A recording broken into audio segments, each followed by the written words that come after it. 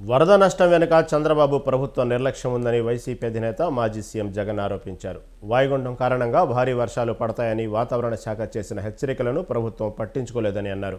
వరద ప్రభావిత ప్రాంతాల్లో పర్యటించి ప్రజలతో మాట్లాడారు. ఈ సందర్భంగా ఆయన కూటమి ప్రభుత్వంపై ధ్వజమెత్తారు. ఇవి ప్రభుత్వ అలసత్వం వల్ల ఇచ్చిన వరదలని స్పష్టం చేశారు. వరద బాధితులకు చంద్రబాబు క్షమాపణలు చెప్పాలని డిమాండ్ చేశారు. విజయవాడ, సింగనగర్లో పరిస్థితులు దారుణంగా ఉన్నాయని, ప్రభుత్వం అరకొర ఏర్పాట్లు చేస్తే ఎలా సరిపోతాయని జగన్ ప్రశ్నించారు.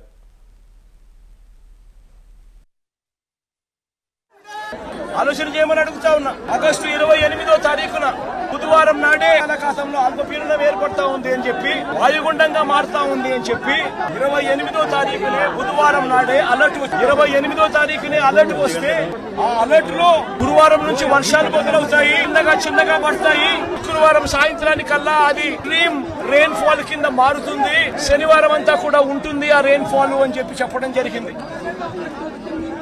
అంటే 20 సెంటీమీటర్ల పైచిలకు వర్షం పడుతుంది అని అంటే దాని అర్థం అది ఎక్స్ట్రీమ్ రెయిన్ ఫాల్ అని.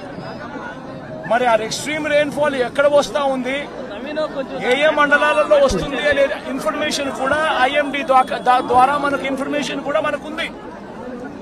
ఆ ఇన్ఫర్మేషన్ మనకున్నా కూడా 28వ తారీఖునే బుధవారం నాడే మనకి అలర్ట్ వచ్చిన తర్వాత కూడా మనం ఏం చేశాము అన్నది ఒక ముఖ్యమంత్రిగా రాష్ట్ర ప్రభుత్వంగా ఆలోచన చేయాలి. కానీ రాష్ట్ర ప్రభుత్వం తీవ్రంగా జాప్యం చేసి, ఏకంగా చంద్రబాబు నాయుడు గారు అనే వ్యక్తి